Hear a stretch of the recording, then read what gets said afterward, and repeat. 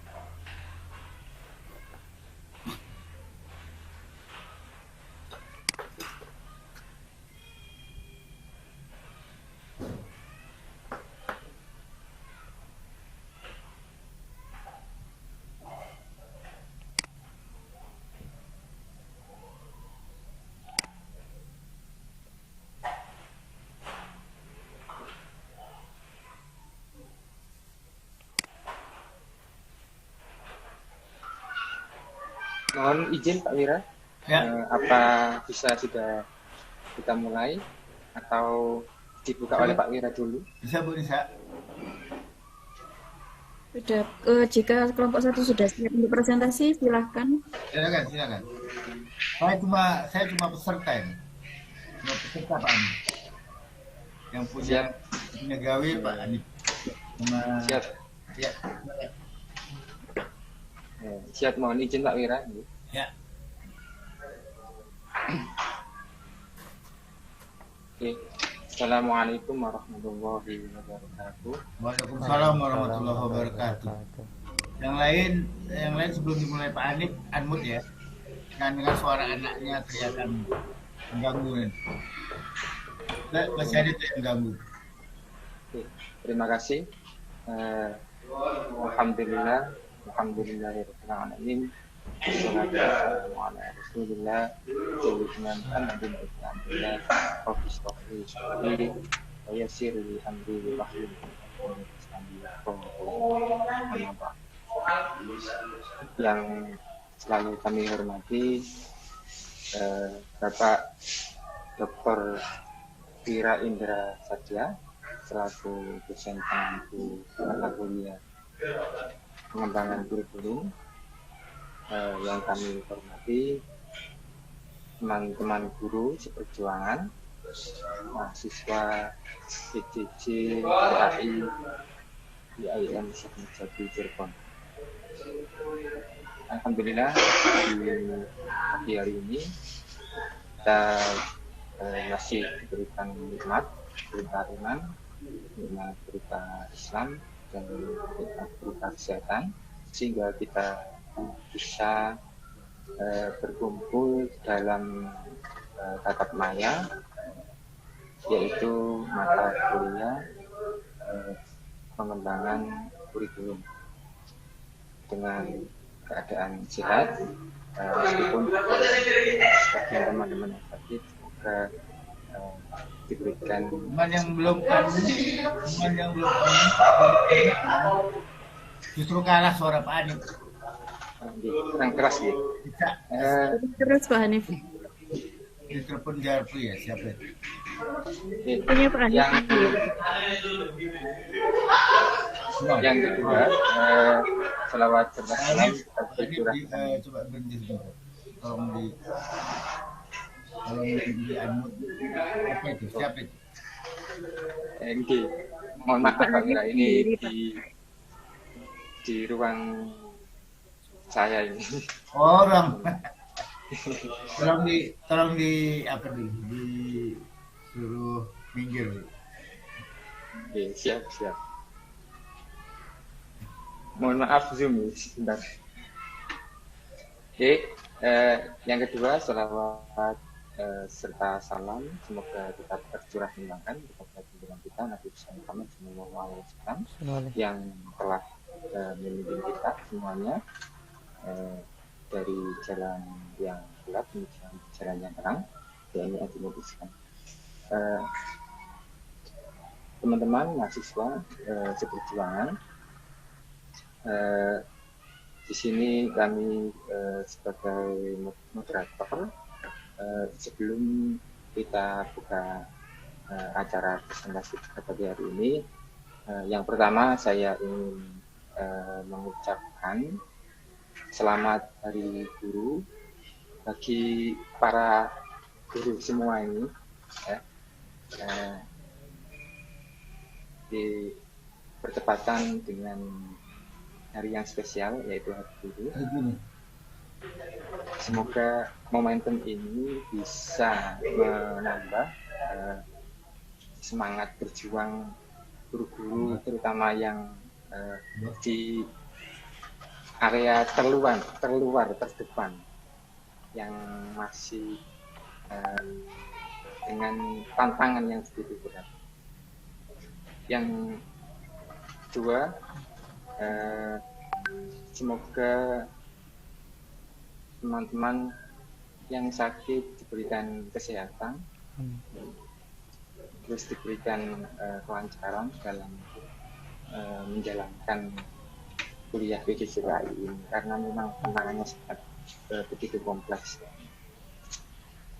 Sebelum kita mulai acara pada pagi hari ini, mari kita buka acara ini dengan bacaan surat Al-Fatihah dengan harapan semoga majelis ini mendapatkan keberkahan dan kelancaran. Ala hadiniya wa ana kulli ya insyaallah ya insyaallah. Alhamdulillah.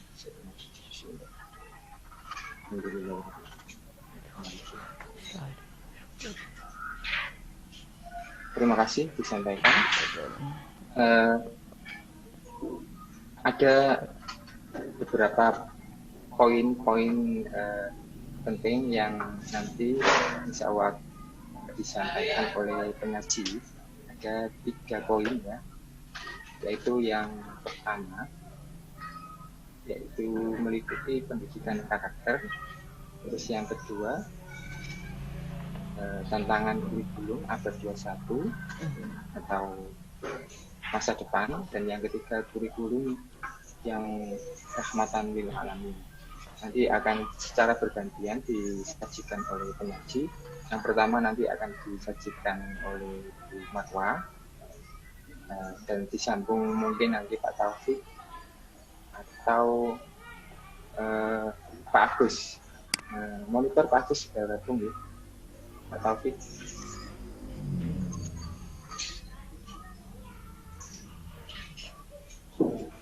Oke, yang ada saja dulu, karena Bu Marwah sudah siap, mungkin bisa langsung saja untuk penyaji yang pertama kepada Bu Marwah, waktu dan tempat kami persilahkan.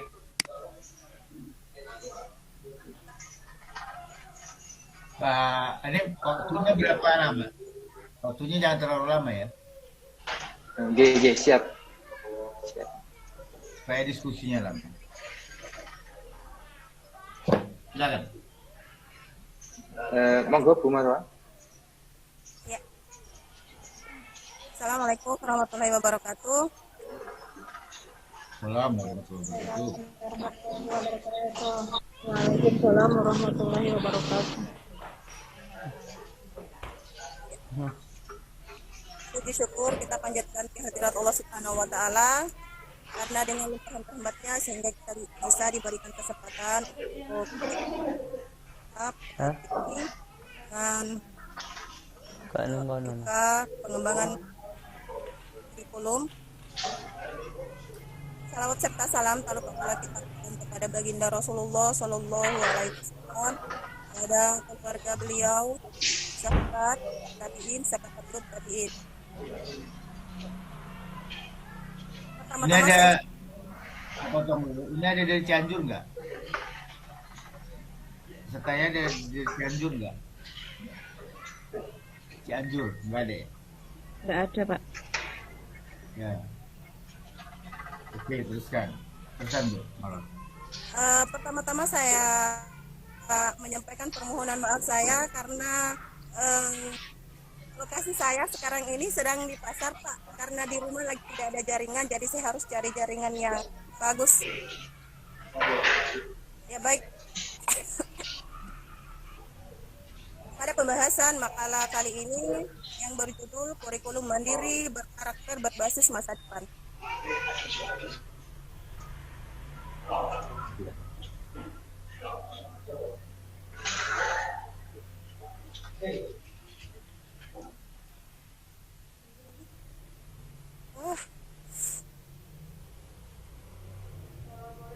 Waalaikumsalam.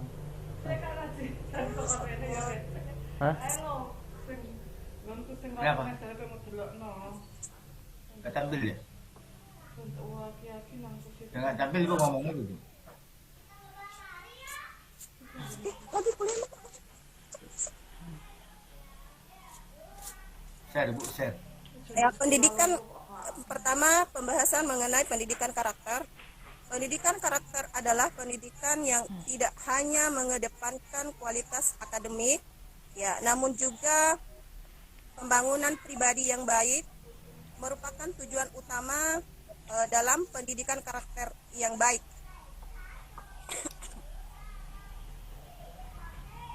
Ya, serta pendidikan karakter yang baik yang berhubungan dengan Allah Subhanahu wa taala, diri sendiri, sesama manusia, lingkungan dan kebangsaan yang berwujud dalam pikiran, ya, sikap, perasaan, perkataan dan perbuatan berdasarkan norma-norma agama, hukum, tata krama, budaya dan adat istiadat.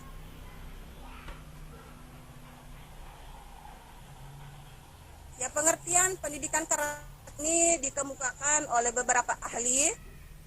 Adapun yang pertama menurut Thomas Lickona, ya, Thomas Lickona ini menyebutkan bahwa pendidikan karakter adalah suatu usaha yang disengaja untuk membantu seseorang sehingga ia dapat memahami, memperhatikan dan melakukan nilai-nilai karakter inti.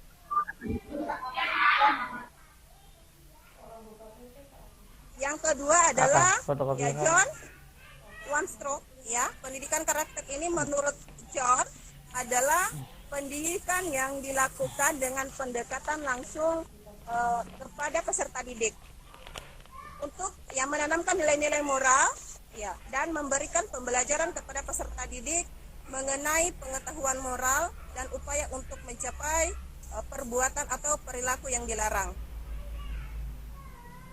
Kemudian berikutnya adalah menurut Samari dan Haryanto, menurut beliau, ya, pengertian pendidikan karakter ini adalah proses pemberian tuntunan kepada peserta didik untuk menjadi manusia seutuhnya yang berkarakter dalam dimensi hati, pikir, raga, rasa, dan karsa.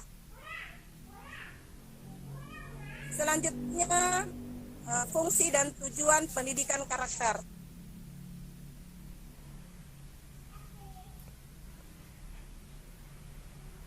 Ya, berikut beberapa fungsi pendidikan karakter. Yang pertama, fungsi pembentukan dan pengembangan.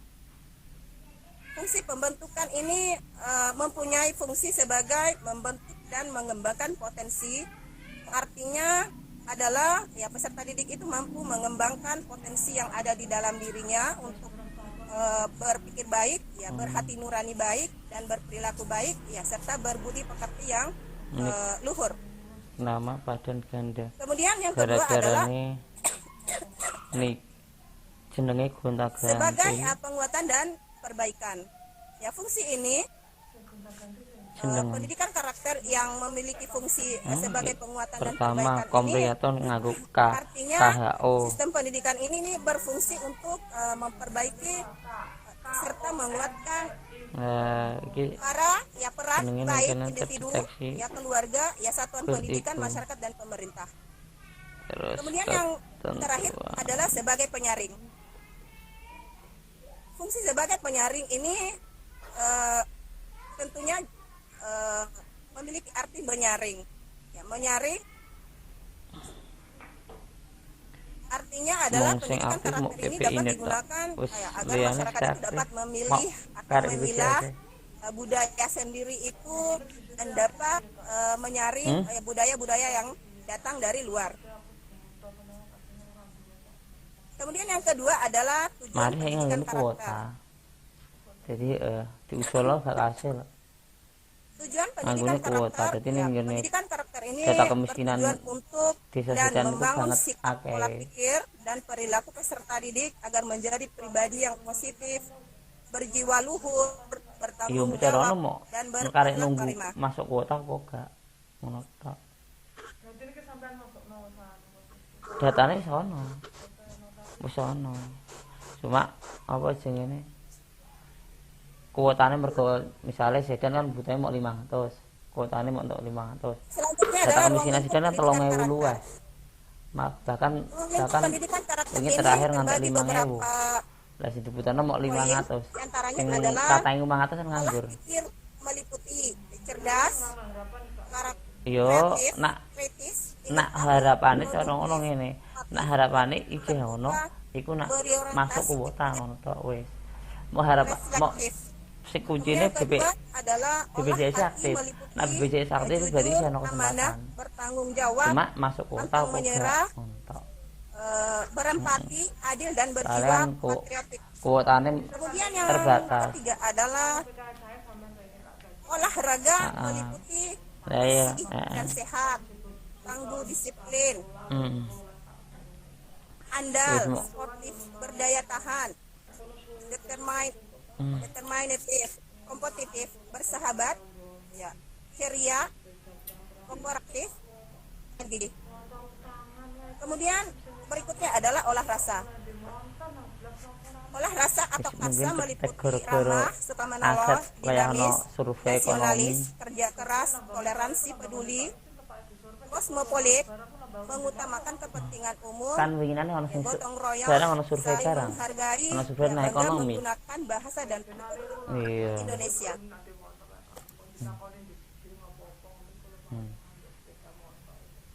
Kemudian mengenai pembahasan kurikulum masa depan, ya kurikulum masa depan ini menurut Mari saiki model Badan online nik Standar ketek Nasional kabeh. Pendidikan atau BSNP itu ya bagaimana dimuat dalam paradigma pendidikan nasional abad ke-21 adalah pendidikan yang demokratis, Iya. bernuansa permainan, tak sambi penuh kuliah. keterbukaan, menantang, melatih rasa tanggung jawab, ya akan merangsang anak didik untuk datang ke sekolah atau ke kampus karena senang, bukan karena terpaksa. Jadi mereka ini senang datang ke sekolah bukan karena terpaksa, seperti itu.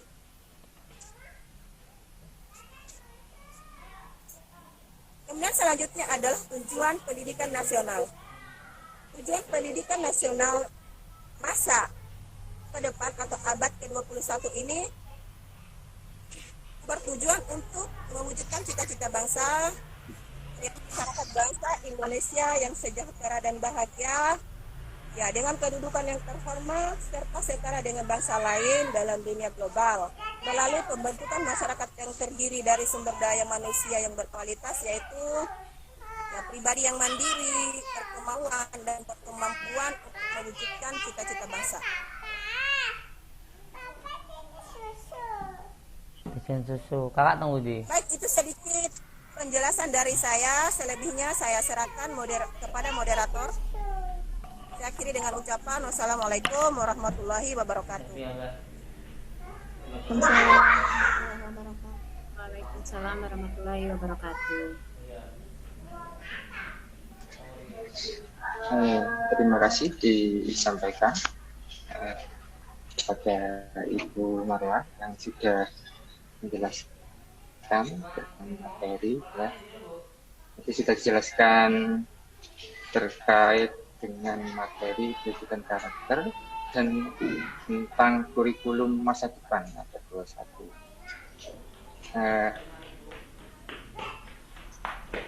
Langsung mau didiskusikan atau nunggu pembicara lain? Kebetulan ini yang penyaji 2 dan belum gabung Pak, gimana? Udah mau buka forum aja. Oh, baik Pak, terima kasih. Baik, rekan-rekan mahasiswa, dari apa yang sudah dipresentasikan oleh Bapak, saya kira dan saya harap Iya sebentar. teman ada yang perlu diklarifikasi atau ditanyakan atau ada usulan. Terima kasih. Yang pertama, sebelumnya saya dulu ya. Silakan Pak. Iya, silakan.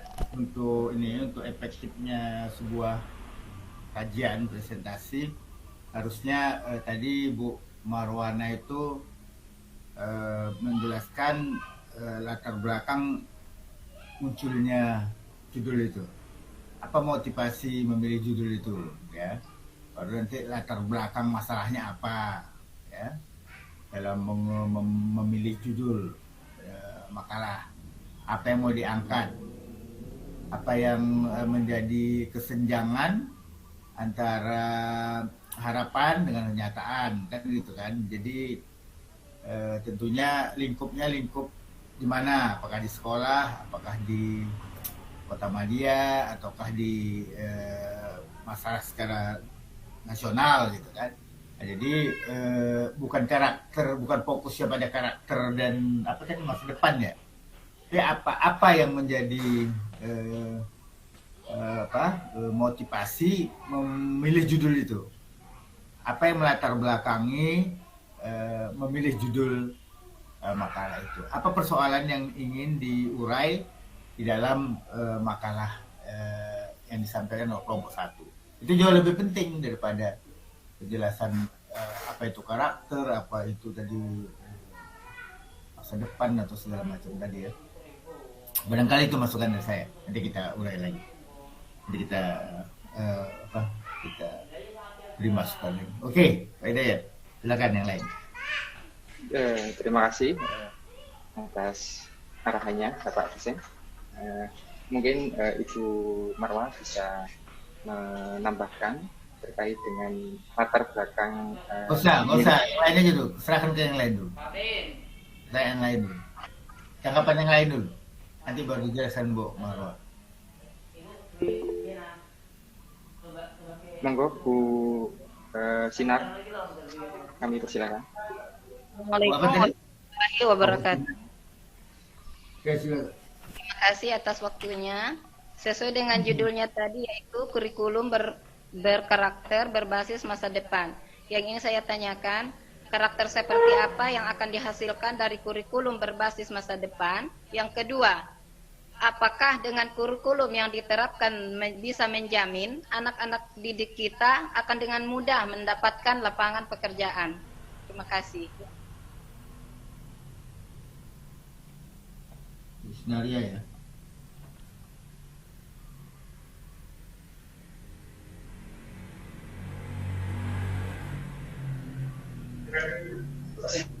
Terima kasih Bu Sinar tanggapan kurikulum mandiri berkarakter. Mungkin dari teman-teman ada yang bisa menjawab kelompok 1?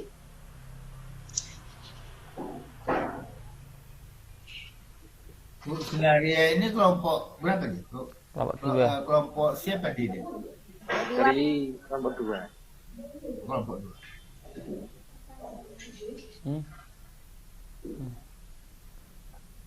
Ini Mbak Adik, Ada lagi yang mau beri masukan atau bertanya? Silakan.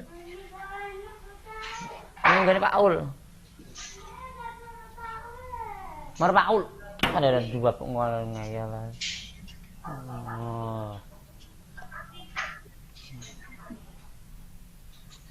Silakan. Monggo yang lain. Atau langsung ditanggapi, teman-teman. Bu Marwah. Pak Ramlan, monitor.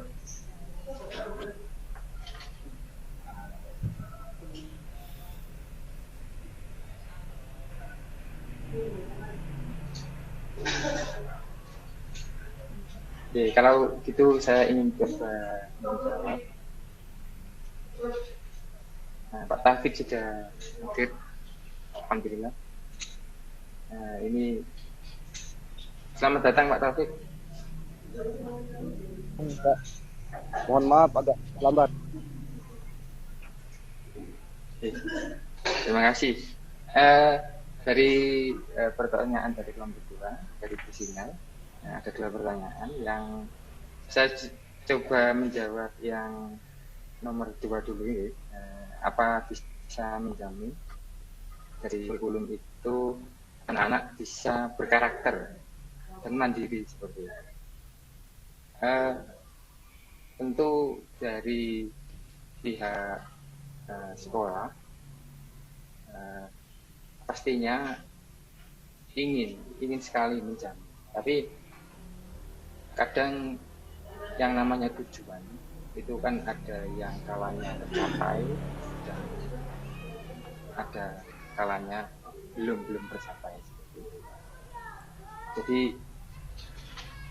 sebagai pelaku pendidikan, kita tentunya semuanya ingin menjamin bahwa hasil dari output anak-anak atau peserta kita supaya menjadi pribadi-pribadi yang berkarakter dan mandiri tentunya. Namun jika dari tujuan itu belum tercapai, itu paling tidak itu anak-anak sudah sedikit rasanya terinstal di hati mereka, di pikiran mereka, di pribadi-pribadi mereka. Itu yang pertanyaan nomor 2.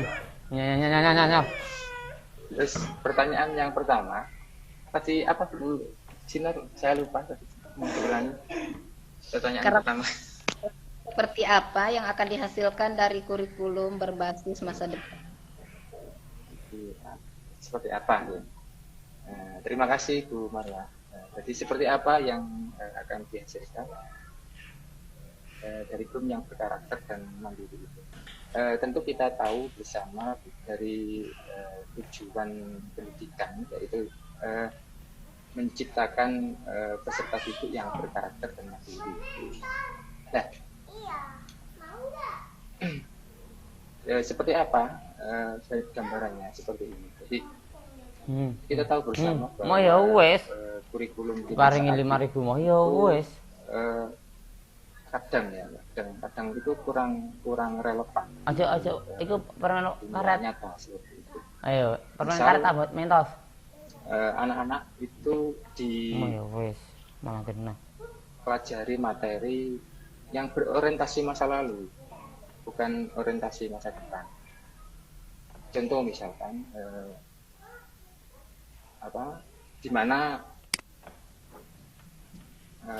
pelajaran bahasa Indonesia membuat surat, itu kan sudah lagi tidak relevan materi-materi itu, karena sudah bisa dicari di internet. Maka materi-materi yang ada di kurikulum kita itu sebenarnya harus diupdate secara mengikuti perkembangan zaman, supaya bisa menghasilkan peserta didik yang sesuai harapan, sesuai dengan tuntutan zaman. Seperti itu. Jadi menghasilkan peserta didik yang sesuai dengan tuntutan zaman. Karena zaman itu pasti ya, diakui atau tidak pasti berubah. Jadi iku Latin peserta didik yang makal Latin morotin. Itu tujuan. Diparingi duit dhewe mo berkarakter gitu. Karena masalah yang gede orang harusnya apik perkembangan teknologi ini, anak-anak peserta didik bisa dikatakan kurang berkarakter dan kurang mandiri. Mereka justru tergerus oleh modernisasi. Jadi kurang berkarakter, kurang mandiri seperti itu. Jadi tujuannya ya seperti apa nanti peserta didiknya yang berkarakter, yang mandiri sesuai dengan tuntutan zamannya. Seperti itu. Terima kasih. Mungkin ada yang lain. Terima kasih. Assalamualaikum warahmatullahi wabarakatuh. Assalamualaikum. Nah, oke. Waalaikumsalam warahmatullahi wabarakatuh. Menanggapi tanggapan Pak Hanif terhadap pertanyaan nomor 2 dari Bu Sinar, ingin saya tanyakan bagaimana langkah untuk mencapai tujuan itu, meminimalisir agar tujuan itu bisa tercapai dengan maksimal, ya, agar ketidakcapaian tadi yang Bapak sampaikan yang belum tercapai itu agar bisa tercapai dengan maksimal, itu langkah-langkah apa saja yang bisa kita lakukan sesuai dengan kurikulum yang Bapak paparkan tadi. Terima kasih.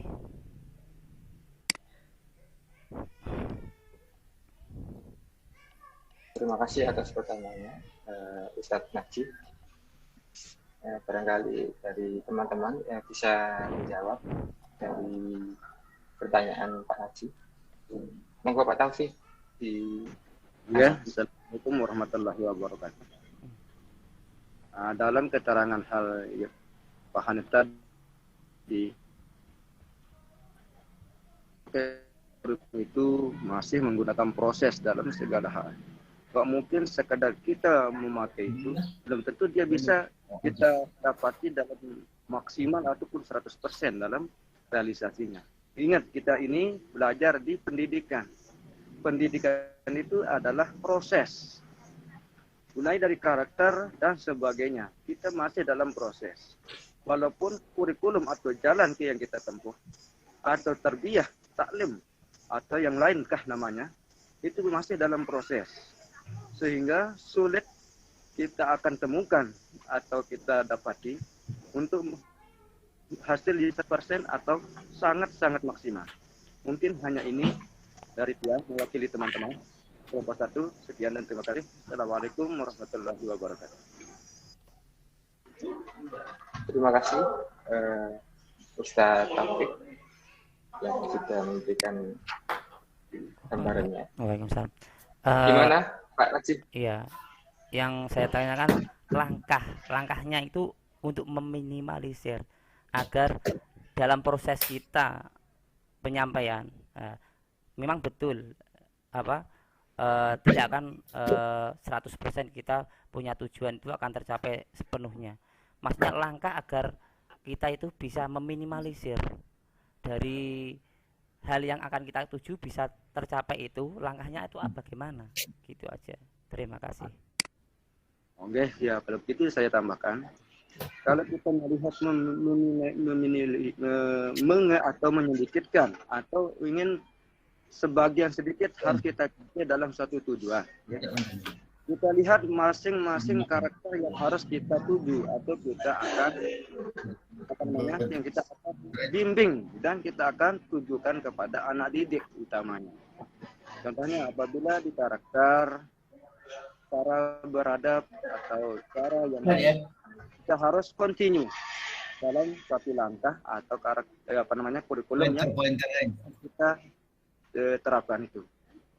Contohnya kalau kita mau melihat anak-anak didik kita berakhlak mulia atau baik, harus continue ya, dan terus saling berkesinambungan antara satu materi dengan materi untuk menuju karakter untuk karakter yang kita katakan masa depan atau karakter dari Nabi Muhammad untuk menuju masa depan itu. Mungkin ada yang akan nambahkan, silakan. Baik, saya tambahkan sedikit terkait dengan langkah, ya, langkah-langkah apa yang bisa diambil untuk meminimalisir dari ketercapaian gitu seperti itu. Jadi yang perlu kita ketahui bersama bahwa untuk meminimalisir tersebut kita perlu yang namanya monitoring. Monitoring selama pembelajaran itu berlangsung. Itu yang pertama. Jadi istilahnya dikawal terus sebagai misalkan kepala madrasah gitu ya. Dikawal terus supaya kurikulum ini berjalan dengan baik di relnya. Namanya kurikulum itu kan rel atau jalan, teori dan kulum. Itu yang pertama, monitoring. Setelah dipastikan itu berjalan dengan baik, maka langkah yang kedua yang perlu kita ambil yaitu evaluasi. Evaluasi dari program-program yang sudah berjalan, sehingga nanti akan ditemukan, oh mana yang harus diperbaiki, mana yang harus ditingkatkan, mana yang harus dipertahankan, seperti itu. Jadi ada dua langkah yang bisa kita ambil, yaitu yang pertama monitoring dan yang kedua yaitu evaluasi, supaya kita bisa menentukan ramuan kurikulum di tahun depan seperti itu. Terima kasih. Terima kasih Pak Hanif Gamblang.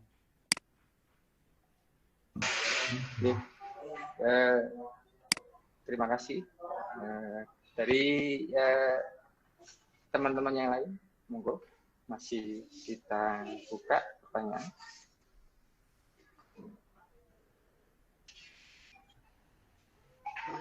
Bu Tuti, monggo. Bu Tuti, siap-siap kayaknya. 3 Bu Tuti. Atau Bu Anis sih kok menang. Hah? Bu Anis. Ya, udah mau tahu pointer. Terima kasih karena saya ditunjuk, jadi saya mau nggak mau juga harus ngomong ya Pak Hanif ya. Sebenarnya yang saya tanyakan itu tentang judulnya sih sebenarnya. Di sini kan judulnya kurikulum mandiri berkarakter berbasis masa depan seperti itu ya. Yang saya tanyakan itu yang mandiri itu kurikulumnya atau peserta didiknya seperti itu atau yang mana gitu kan. Jadi dari judulnya saya kesulitan di situ. Terus yang kedua, mandiri seperti apa yang diinginkan, misalnya sudah terjawab ya tadi untuk kurikulumnya atau peserta didiknya yang mandiri. Lalu mandiri yang seperti apa yang digambarkan di kurikulum tersebut. Lalu dalam ruang lingkup karakter tadi kan ada beberapa macam ya. Ada karakter olah pikir, ada ruang lingkup olah pikir, olah hati, olah raga, olah rasa. Lalu yang kita terima di situ itu apakah semua ruang lingkupnya atau hanya sebagian saja atau misalnya cuma olah pikirnya atau olah rasa saja seperti itu. Terima kasih Pak Hanif. Terima kasih atas pertanyaannya. Dari teman-teman belum satu mungkin berjawab. Pak Ramlah, Marwah. Isu yang tadi itu kan ada prasarana ya? Enggak kan? Ada kan di sini.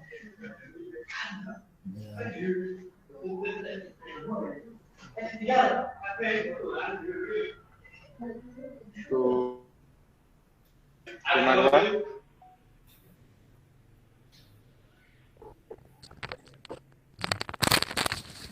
Yang lain dulu Pak Hanif, lagi mikir ini.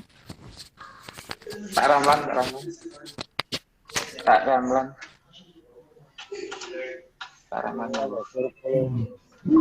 Mandiri. Oke, sebelum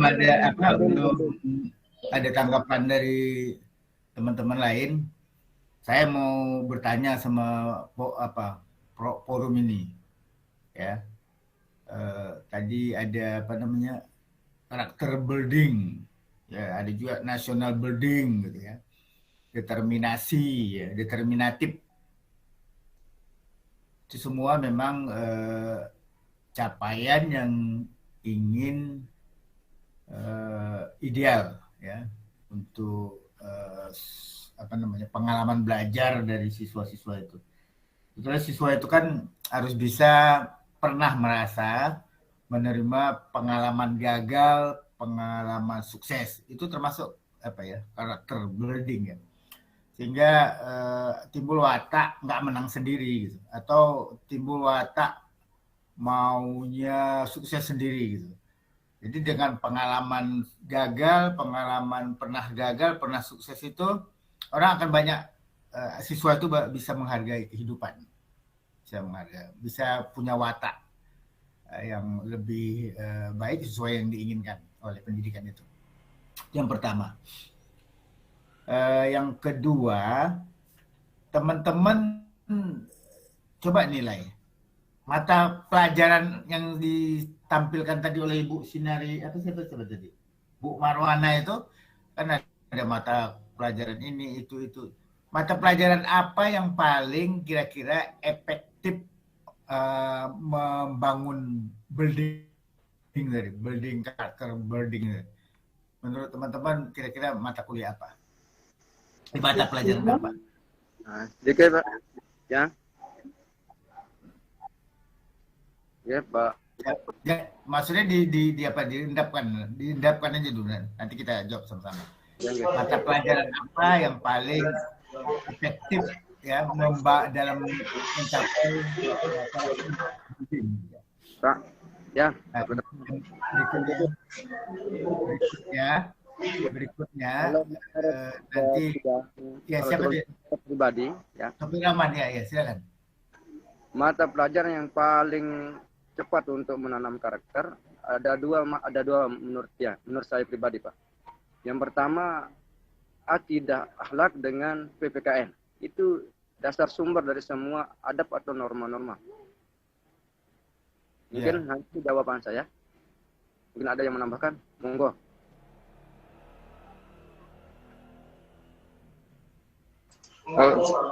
Baik, terima kasih. Saya ingin menambahkan satu jawab Pak Wira. Jadi benar yang saya setuju dengan mata pelajaran akidah dan PPKN. Namun sekarang dengan perkembangan zaman, apalagi sekarang kurikulum merdeka, kita bisa membuat mapel-mapel sendiri seperti itu ya. Jadi katakanlah yang pernah disampaikan oleh Pak Wira itu ada namanya hidden kurikulum seperti itu, yaitu dengan pembiasaan. Nah, dari pembiasaan itu bisa kita angkat menjadi mapel. Misalkan ini contoh saja bayangan. Kita di sekolah kita membuat kurikulum, misalkan kurikulum tentang antri misalnya. Jadi di mata pelajaran antri itu ada guru yang bertugas dan setiap minggu sekali itu mereka membelajarkan kepada siswa yaitu bagaimana cara antri, dan materinya itu diulang-ulang terus sampai setahun. Jadi anak-anak itu mungkin pertama itu merasa ada paksaan mungkin, yang kedua mungkin terbiasa, dan lama-lama mungkin akan menjadi karakter seperti itu. Itu contoh lain. Pak Topik Rahman tadi bilang apa? Atau pelajaran apa? Kalau penekanan untuk menanamkan karakter ada dua mata pelajaran kalau di sekolah atau di kelas.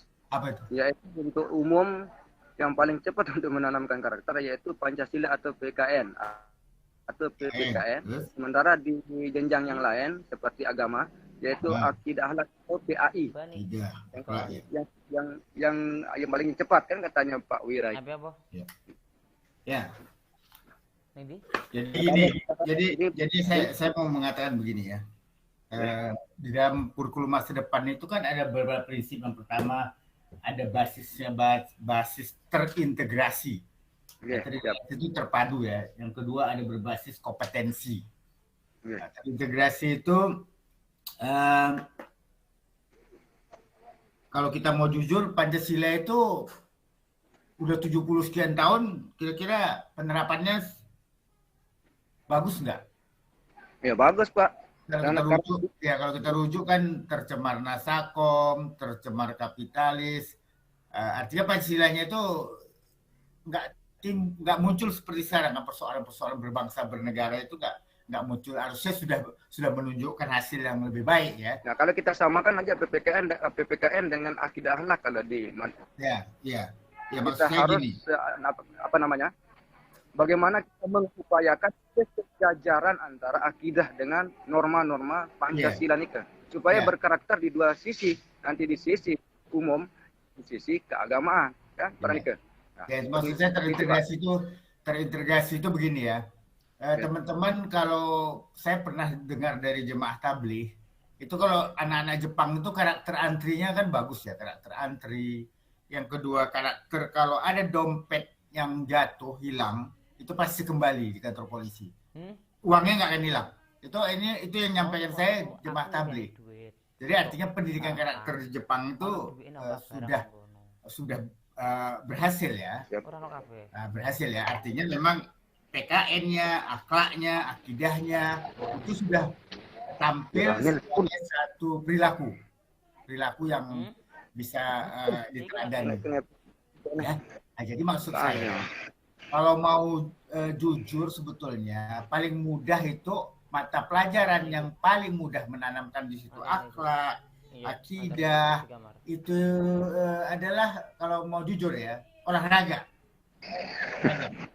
Teman-teman mau lihat ya, di olahraga itu teman-teman sebetulnya bisa menitipkan ada cross country atau ya lintas alam ya, lintas alam. Nanti teman-teman bisa masukkan pelajaran di situ agama, IPS segala macam bisa. Ya, ada aturan, ada game permainannya, ada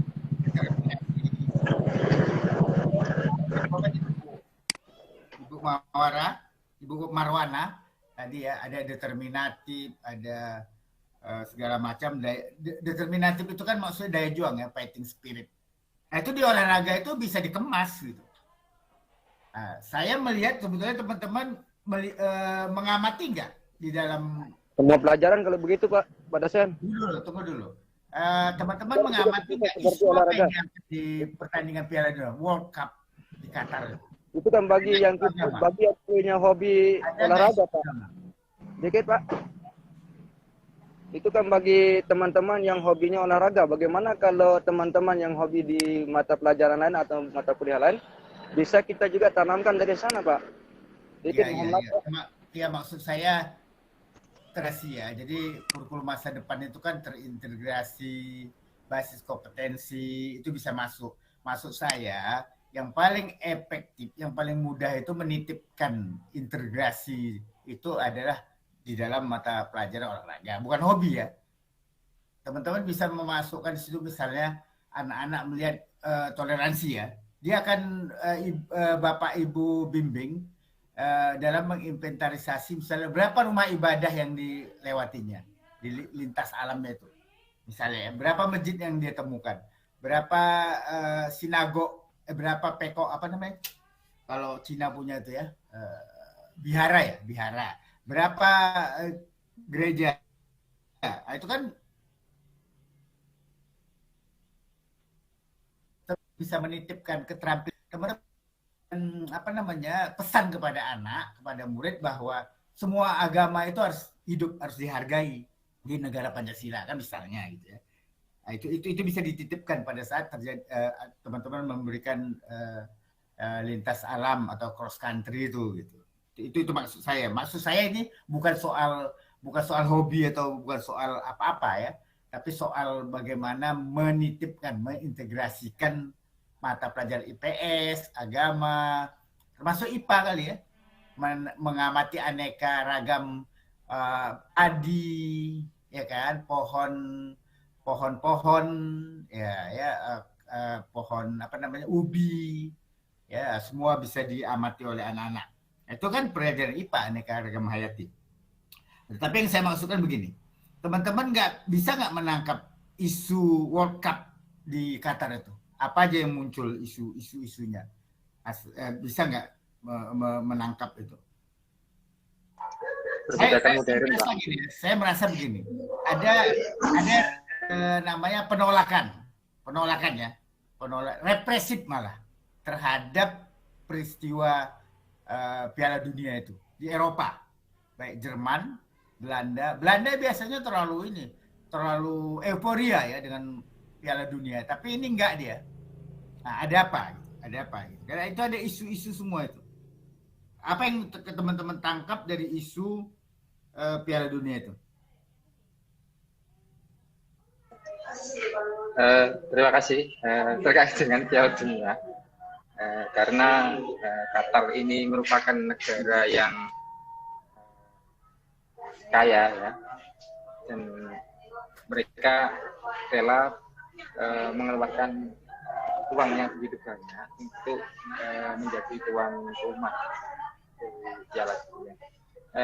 Jadi ada satu poin yang ingin saya sampaikan, kenapa Qatar ini menjadi banyak isu dan terasa sangat kayak sepi gitu, sepi, nggak kayak dulu di Afrika Selatan itu kan waktu gaungnya sangat banyak sekali, sangat banter sekali. Namun di Qatar ini terasa sepi gitu ya. Itu ada beberapa faktor yang seperti itu. Qatar ini merupakan negara yang sangat kaya. Diisukan nyogok FIFA sebagai tuan rumah karena memang di sana memang nggak layak ya. Dari segi cuaca itu sangat panas sekali, dan di suhunya bisa, kalau siang bisa mencapai 45 derajat. Itu di Indonesia bisa 38 derajat. Saya nyatakan terkesan kayak disogok gitu, kayak gak masuk akal gitu, memaksakan. Sehingga banyak negara-negara yang membulinya. Itu Pak Wira terkait Piala Dunia. Ya, maksud saya gini ya. Selanjutnya istirahat, kemudian akan diisi dengan berlangsung Piala Dunia itu luar biasa sebetulnya. Situ Kita nggak menangkap yang tadi yang dikatakan Pak Hanif Hidayat, tapi dalam kaitannya dengan moral, dengan agama, misalnya sangat antusias, sangat bergirahnya tinggi dalam menolak LGBT, misalnya ya. Justru ini yang membuat mereka banyak fitnah juga gitu. Ya, LGBT itu mereka tolak. Ya, sampai-sampai Jerman itu kalah dengan Jepang itu, mereka bungkam mulut ya, soalnya pesawat mereka juga pernah ditolak karena ada simbol, termasuk pakai bandnya ya. Nah, itu luar biasa gitu dalam hal agama ya, dalam hal moral. Qatar nggak mau. Saya juga pernah mendengar sebelum dimulainya pertandingan Piala Dunia ini, panitianya bilang gini, jangan gara-gara 23 hari Qatar dipaksa untuk jadi murtad. Itu luar biasa itu. Luar biasa. Sehingga memang pihak-pihak yang tidak ingin kejayaan Islam itu muncul mengeluarkan isu-isu macam-macam. Sogok menyogok begini-begini. Saya kira nggak logis itu ya. Nggak logis ya. Karena memang saya 2013 itu udah ke Qatar. Waktu itu ada Tour City. Saya melihat persiapan itu udah di tahun 2013 sudah dimulai gitu. Jadi isu-isu itu sebetulnya isu basi ya. Orang 2013 sudah dipersiapkan itu. Jadi bukan soal disogok atau segala macam itu. Nah, yang kedua, coba Anda lihat ada isu disable. Dengan munculnya siapa namanya itu yang cacat itu? Khatam siapa namanya itu? Ahmed. Ganim ya, si Ganim itu kan disable itu, yang tanpa kaki. Itu semua kan sebetulnya isu-isu kemanusiaan yang diangkat oleh Qatar luar biasa tuh. Yang kedua adalah Ganim itu punya brand usaha es krim. Nah, itu entrepreneurnya itu. Diangkat jadi maskot. Jadi luar biasa pesannya yang disampaikan dari sebuah pertandingan World Cup itu. Teman-teman harus nangkap itu. Jadi penolakan LGBT, kedua mengangkat menjadikan maskot seorang disable, yang ketiga daya entrepreneurnya, dia punya usaha yang merambah sudah kemana-mana gitu ya. Nah, ini jadi bukan bolanya aja gitu, bukan bolanya aja, tapi banyak pesan yang disampaikan di situ. Maunya kita kurikulum itu begitu, itu maksud saya. Kurikulum itu jangan dilihat cuma kurikulum aja gitu. Tapi sebetulnya bisa dilihat dalam banyak dimensi gitu ya. Dan banyak dimensi. Itu isu yang saya ingin dari World Cup itu menjadi ide yang bagus sama kita. Belum lagi infrastruktur ya, sarana prasarana yang luar biasa. tadi Pak Hidayat bilang suhunya panas, tapi penontonnya dikasih selimut bag, apa namanya bag namanya itu kan, apa bag itu ya, selimut, sehingga sangat dingin gitu. Nah, itu teknologi kan, AC air conditioning ya kan. Nah, jadi apa namanya melihat satu event besar itu dalam banyak dimensi gitu, dalam banyak isu juga, dan banyak pesan juga, termasuk tadi Pak Anip bilang negara kaya ya, bahkan kemiskinan kesenjangannya hanya 0,0 berapa gitu. Ya barangkali itu masukan dari saya menyangkut itu ya. Terima kasih Bapak dosen. Kembali ke pokok pembahasan terkait dengan pertanyaan Bu Anis tadi yang belum sempat terjawab. Ada tiga pertanyaan yang ingin sedikit saya uraikan. Yang pertama tentang mandiri itu yang apanya gitu. Mandiri yang apanya? Apa itu lembaganya atau anaknya? Jadi bisa dikatakan kedua-duanya. Jadi saling berintegrasi. Kita mulai dari lembaganya terlebih dahulu, yang kemudian nanti akan diterapkan kepada peserta didiknya dalam arti mandiri seperti itu. Itu yang kedua terkait mandiri apa yang diinginkan. Jadi mandiri dalam segala aspek, dari mulai aspek kesiswaan, aspek kelembagaan, aspek administrasi, aspek pengelolaan SDM dan lain sebagainya. Tentunya kita menginginkan dari kurikulum itu mandiri, yang seperti itu yang diinginkan. Terus yang terakhir ada treatment bagaimana yang diambil gitu ya untuk mencapai kurikulum yang mandiri itu. Jadi tentunya treatment itu kan masing-masing sekolah atau masing-masing madrasah itu mempunyai kekhasan tersendiri dan mempunyai cara-cara sendiri. Artinya dari sebuah madrasah itu pasti mempunyai kelemahan, mempunyai kelebihan, mempunyai ancaman, mempunyai tantangan dan lain sebagainya. Itu dengan yang berbeda-beda, maka treatment yang digunakan itu pastinya berbeda-beda nantinya. Maka dari itu treatment itu sesuai dengan kebutuhan seperti itu. Misalkan di sekolah saya misalkan kendalanya mungkin terlalu di kota sehingga persaingannya banyak gitu ya. Maka treatment yang saya lakukan, saya ambil adalah membuat inovasi-inovasi yang baru seperti itu. Jadi tidak sama Bu Anis ya treatment yang akan diambil nanti dari masing-masing lembaga. Tentunya pasti berbeda. Terima kasih. Selanjutnya itu tadi Bu Tuti, monggo. Bu Tuti. Kedengeran nggak Pak? Suara saya kedengeran nggak? Dengar Bu. Pak Ahli, saya minta tolong dijelaskan ketika kita mengembangkan kurikulum masa depan berdasarkan konsepnya Pak Ahli dan teman-teman, itu landasan sosiologis dan teknologis pengembangan kurikulum itu seperti apa? Sudah itu aja Pak.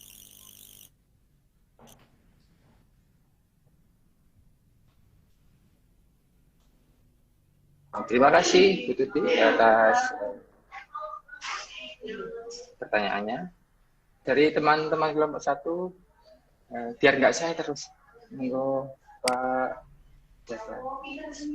Ramlan, monggo ya. Dari tadi Pak Ramlan, monggo Pak Ramlan. Namun pas.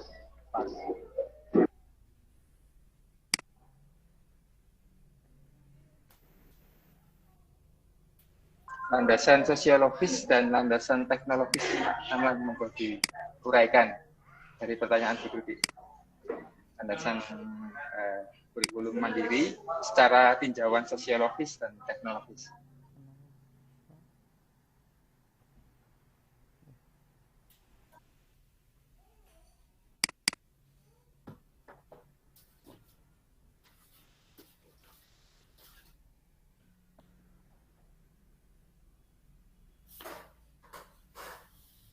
menjawab Bu Siti. Bu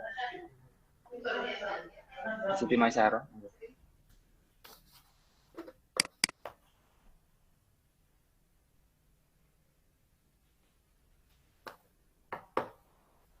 Bu Sylvia. Itu jawab. Atau Bu Versi, monggo.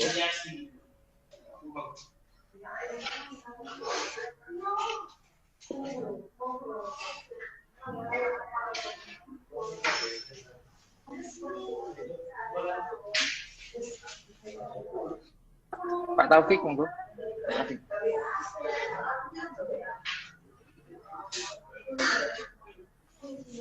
Pak Taufik.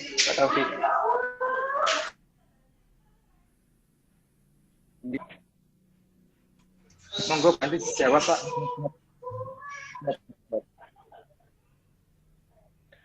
Kalau kita ya sedikit Bu, kita lanjutkan dengan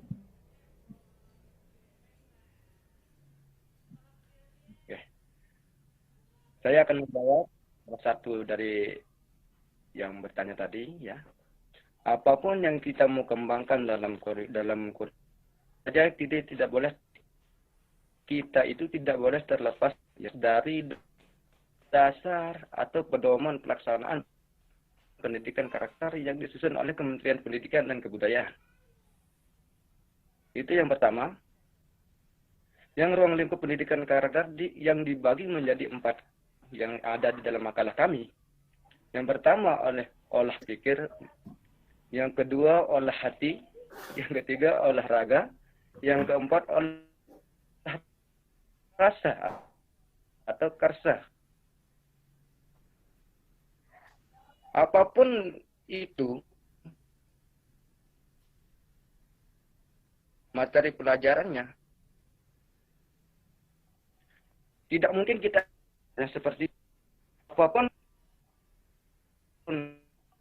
pelajaran yang harus dipraktikkan kurikulum berkarakter, maka tidak mungkin tidak memakai pedoman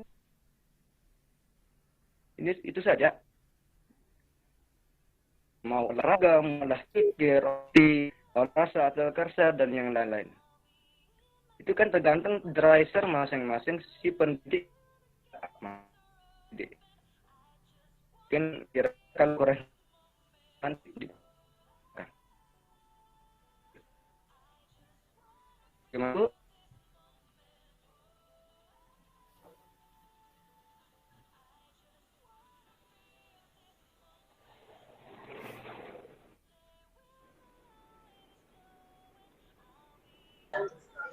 Suaranya tidak ada, Pak.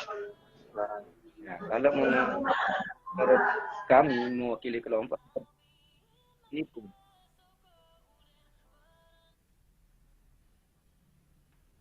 ya, ada.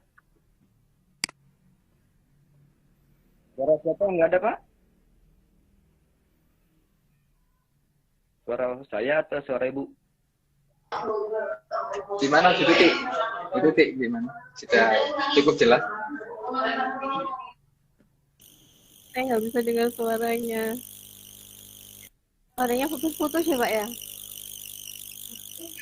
Iya. Mungkin bisa saya bantu tambahi ya sedikit tentang landasan sosiologis dan teknologis untuk pengembangan kurikulum yang berkarakter dan mandiri seperti itu. Tentu kita tahu bersama ya bahwa kita sebagai guru di madrasah dan di sekolah umum tentunya tidak jauh-jauh dari berlandaskan dengan Al-Quran dan hadis. Jadi ada sekian banyak landasan sosiologis, teknologis, terus ada dari tinjauan yang lain juga banyak. Namun tetap kita kembalikan ke merujuk muaranya yaitu ke landasan Al-Quran dan Al-Hadis seperti itu. Jadi kita punya satu titik muara yang sudah paten seperti itu, yang sudah pasti kebenarannya 100%. Seperti itu. Itu menurut saya. Terima kasih. Barangkali ada tambahan lagi atau pertanyaan lagi. Mas Nur Jobong, Mbak Hafi, Tin.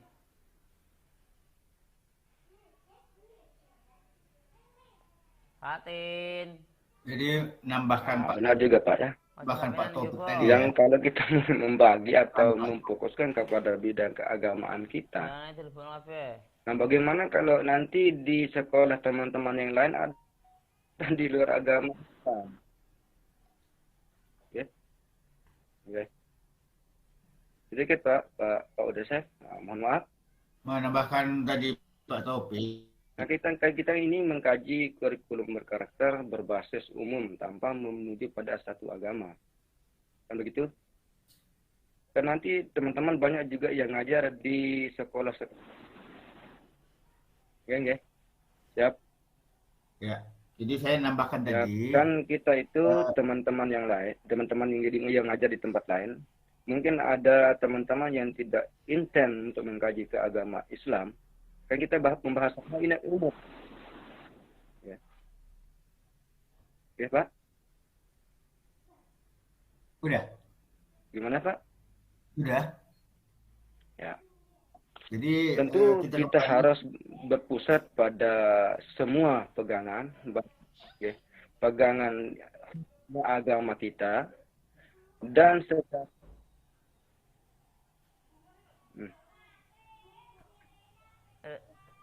Kok wis tok maneh, Oke, Bu? Pak, ya. Wis tok maneh. Ya. Jadi apa Monggo, ya, Pak, terminologi Apa? umum saya menambahkan yang Ancene.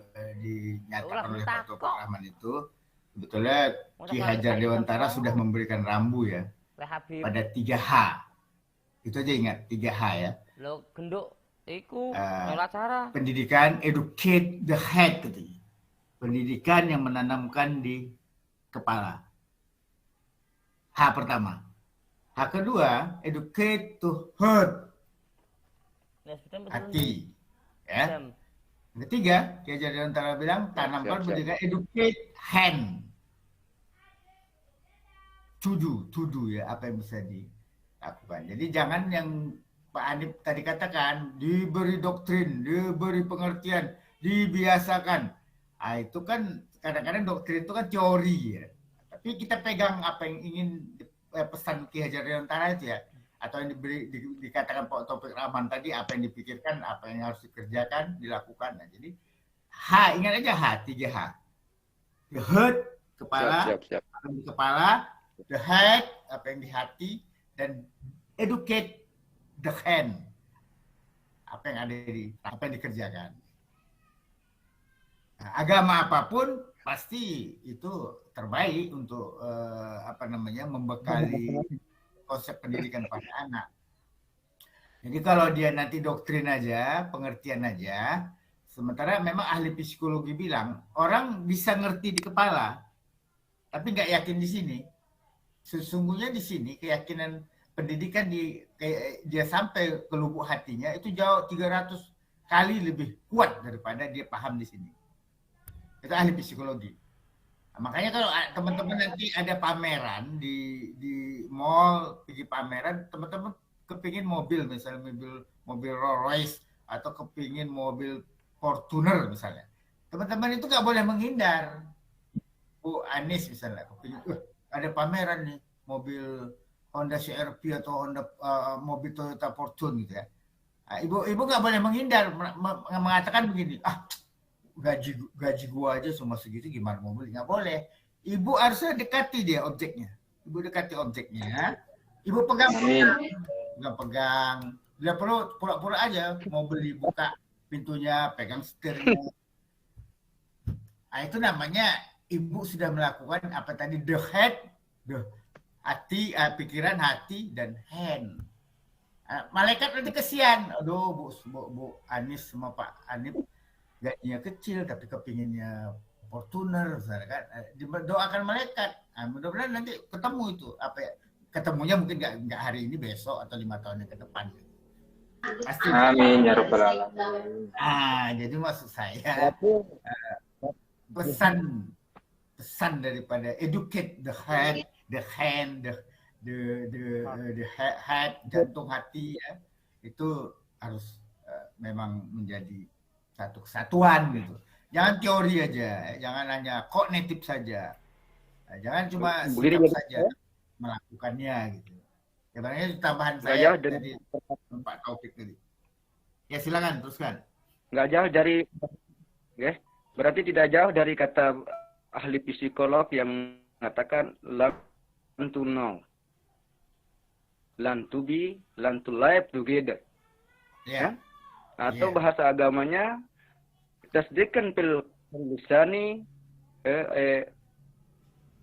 tapaskan dengan lisan, tetapkan dengan hati, amalkan dengan perbuatan. Itu kan tidak jauh beda, Pak. Kan? Learn to know, learn to be, learn to know, learn to live together. Kan begitu jadinya. Dan itu kita harus tahu sama-sama tahu. Sama-sama kita lakukan, sama-sama kita bisa atau melakukannya. Mungkin supaya lebih hangat ya. Dan itu harus dilakukan sepanjang hayat kan. Long life education itu kan. Diusahakan sedapat mungkin dan sesuai dengan skema dalam pengajaran kami insyaallah. Amin. Kita pakai skema juga 15 menit seperti ini, 15 anak seperti ini dan sebagainya. Nah, mungkin ini yang dapat saya mengiring teman-teman ini. Mungkin ada tambahan yang lebih lengkap lagi pada teman-teman yang lebih senior, monggo. Ya, Pak. Ya, Pak Ramlan Jakaria. Gimana Pak Ramlan nyimak dia tuh Pak Ramlan. Silakan Pak Ramlan. Simak aja.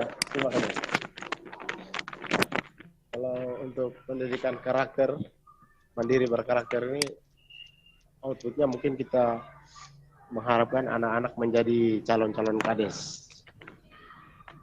Calon-calon kades atau jadi kades. Ya, jadi mereka itu menjadi dari hasil pembelajaran mandiri, kemudian hasil dari pembelajaran berkarakter, dalam kehidupan itu bisa dia tampilkan rahmatan lil alamin lewat seorang kades gitu ya. Kades ini hasil pendidikan yang menjadikan anak-anak itu berkualitas. Kades, kualitas diri, kualitas ekonomi dan kualitas sosial ya. Jadi tadi Pak Taufik Rahman bilang, Pak Taufik ya, akidah gitu ya, akidah. Saya melihat hebatnya pemerintah Qatar itu dan panitianya itu betul-betul konsisten ya. Konsisten kalau dia bilang LGBT nggak boleh gitu. Sampai duta besar Jerman itu dipanggil. Duta besar Jerman itu dipanggil. Nah, jadi saya setuju dengan Pak Ramlan. Karakter itu adalah karakter akidah istiqomah. Itu memang harus dimulai dari lurah. Jadi bukan cuma nanti dia jadi lurah, tapi kalau dia jadi ketua panitia dalam suatu event dunia pun, dia tetap berkarakter memegang prinsip-prinsip agama itu dengan baik. Bayangkan ya, FIFA itu digoyang oleh Jerman, FIFA itu digoyang oleh Belanda, FIFA itu digoyang oleh Inggris, tapi tetap saja dia ikut Qatar, karena memang pemerintah Qatar nggak mau. Tidak ada ruang untuk LGBT. Nanti kalau kau tampil, supporternya aja, kalau mau tampil di stadion katanya, pakai band, pakai atribut LGBT, nanti kalau terjadi kerusuhan, kau terbunuh, itu kan tanggung jawab kami. Nggak sampai gitu. Ancamannya itu. Nggak bisa, nggak goyang. Nah ini kenapa? Karena mungkin pendidikan agama bagi ketua panitia itu, bagi duta besarnya yang di Jerman itu memang segaris, konsisten. Nah itu yang kita inginkan maksud saya. Jadi jangan nanti ketika disogok duit, wah goyang ya. Jadi dia memegang prinsip Islamnya itu luar biasa kuat. Setuju saya. Pak Ramlannya bilang nanti jadi lurah barangkali, jadi apa? Ya kalau dia menolak miras, tolaklah miras. Nggak boleh katanya masuk stadion minuman biar bir katanya. Nggak boleh katanya. Karena hanya 2 jam 3 jam Anda di lapangan. Mau di luar nanti Anda terserah. itu kan urusan. Tapi di lapangan jangan. Gitu. Nah, ini kan sebetulnya memberi pesan pendidikan bahwa bukan cuma di teori ya minuman keras nggak boleh, tetapi juga dianggap bisa mengganggu, bisa menimbulkan kerusuhan di lapangan misalnya. Itu bagus itu. Jadi isu-isu ini bisa kita relevan dengan yang kita bahas. Ya, silakan lanjutkan Pak Ani. Siap. Terima kasih atas pencerahannya Pak Wira. Masih dalam sesi pertanyaan, kita buka lagi. Tidak ada Bu Sinar, Pak Najib, DPD, Bu Anis, baru 4.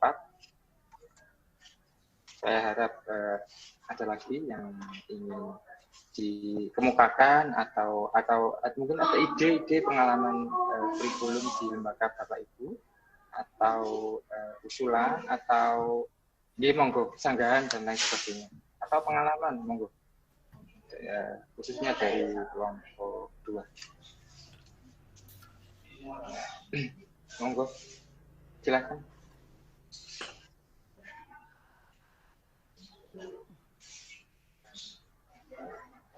Pak Khairil monggo. Pak Khairil.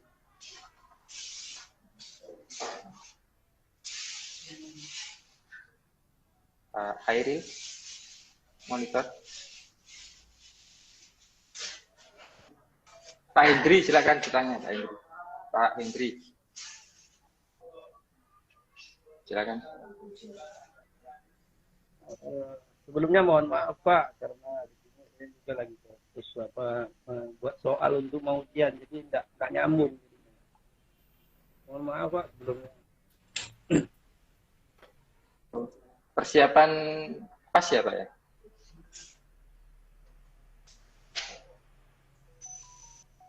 Ini batiknya. Persiapan untuk pas. Lagi hari buku Pak, jadi sama Pak. Di tempat saya juga sedang pas ini. Monggo yang lain silakan. Pak Syarifuddin, silakan.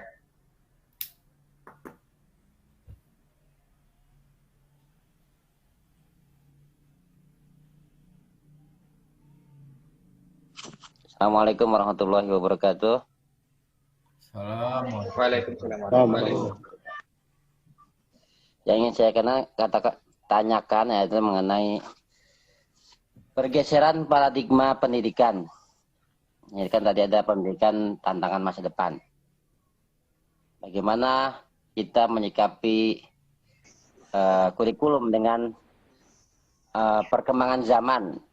Contoh, dulu itu kita melarang handphone karena di situ banyak handphone yang banyak isinya yang banyak negatifnya lah. Kemudian begitu COVID, kita malah menyuruh anak untuk memiliki handphone karena kita belajar dengan Zoom, gitu kan. Di balik itu kan efek dari negatifnya belum kita antisipasi. Yang sebelumnya kita larang, kemudian tiba-tiba begitu Zoom, begitu COVID, siswa harus memiliki handphone. Bagaimana kita menyikapi itu, efek negatif dari perkembangan zaman yang pasti setiap teknologi atau setiap rumah ada efek negatif, ada efek positif. Ya demikian. Assalamualaikum warahmatullahi wabarakatuh. Waalaikumsalam warahmatullahi wabarakatuh. Terima kasih atas pertanyaannya Pak dari kelompok 1, Pak Syarifuddin. Teman-teman kelompok 1 bisa bantu jawab. Mungkin Pak, saya dari Rahman dulu menanggapi. Silakan Pak. Silakan. Nah, kalau kita lihat paradigma atau cara pandang ke depan, ya, terus juga kita tidak akan terlepas dan tidak akan lari dari ketentuan negara kita khususnya, ya, yang di dalamnya di dalam makalah kita paradigma pendidikan dapat dirumuskan sebagai suatu cara memandang dan memahami pendidikan dari sudut pandang atau sudut pandang paradigma pendidikan nasional yang mengamati dan memahami masalah dan permasalahan yang dihadapi dalam pendidikan nasional. Ya. Nah, tentu saja negara kita menyuruh kita meeting dan sebagainya itu tentu ada cut di sana, ada batasan-batasan untuk pemakaian teknologi. Nah, seorang pendidik atau guru tentunya harus bisa menyaring semua yang masuk dari media-media yang kita disuruh oleh negara kita. Nah, itulah kecerdasan dan kecakapan seorang guru untuk menyaring dan menggiring anak-anak kita untuk mencapai tujuan karakter yang mereka, mana yang boleh, mana yang dianjurkan. Kan rahmatan lil alamin. Rahmat di atas alam ini artinya kan. Nah, tentu saja nanti sesuai dengan perkembangan zaman dan keadaan dunia, ya baik itu bagaimana pencobaan dan tantangan, sehingga guru ini sulit menyerah dan terus berkarya dan berjuang untuk mendapatkan anak-anak didik yang sesuai dengan mereka inginkan dalam masing-masing karakter. Itu saja. Kan nggak mungkin kita seorang guru membiarkan anak kita terjerumus dalam hal-hal yang lain yang kita tidak inginkan, dan otomatis yang kita inginkan adalah untuk mencapai tujuan sesuai dengan kita masing-masing lembaga. Itu juga akan merembet ke segala bidang itu, sosial dan sebagainya. Nah, jadi kesimpulan, apapun yang datang, semua tantangan dan tantangan dan keadaan itu, seorang guru dituntut untuk lebih aktif mengarahkan dan mengekat atau ya, semua yang datang dari segala media. Tentunya untuk tidak terganggunya tujuan karakter yang kita inginkan. Nah, seperti itu. Kurang lebihnya tolong ditambahkan.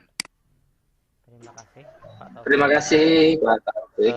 Untuk menanggapi apa yang Pak Taufik sampaikan,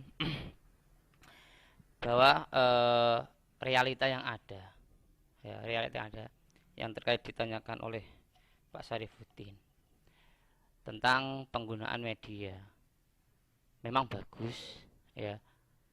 Namun ketika kita dalam pembelajaran jarak jauh, meskipun kita seorang guru harus berpikir cerdas,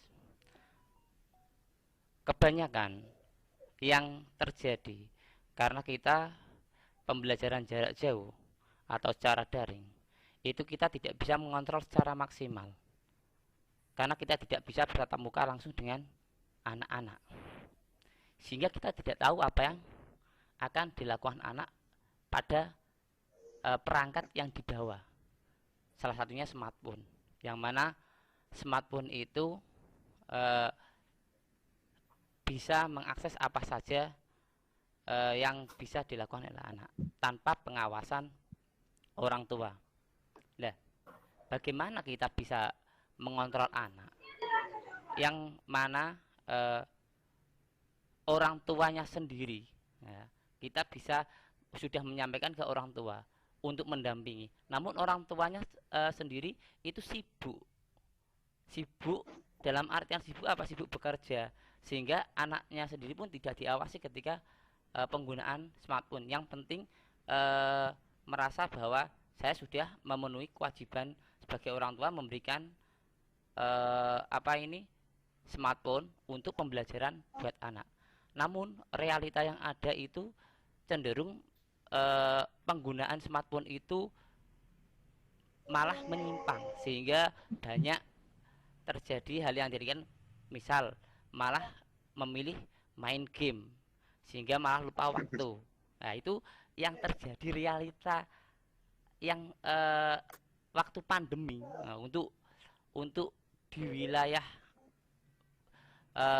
saya dan sekitar itu kebanyakan seperti itu, cenderung malah anak lepas dari pendidikan malah misal karena melihat dampaknya yang buruk pada penggunaan smartphone tadi karena daring lama nggak tatap muka, sehingga banyak yang menikah muda dan yang lain, ada yang memilih bekerja. Nah, itu langkahnya bagaimana untuk meminimalisir hal itu?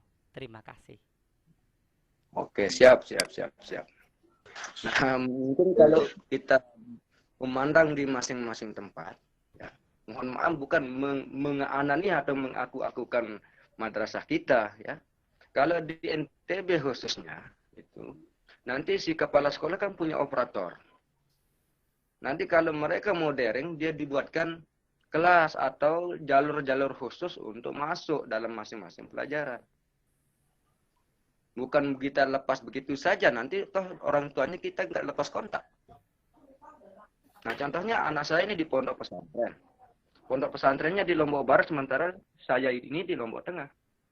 Nah, kalau menggunakan media, si operator itu menekankan untuk pembimbingan dari rumah, nanti dikontrol sesuai dengan kemampuan anak-anak. Kalau orang tua belum tentu mampu sepenuhnya untuk untuk smartphone ini, kan?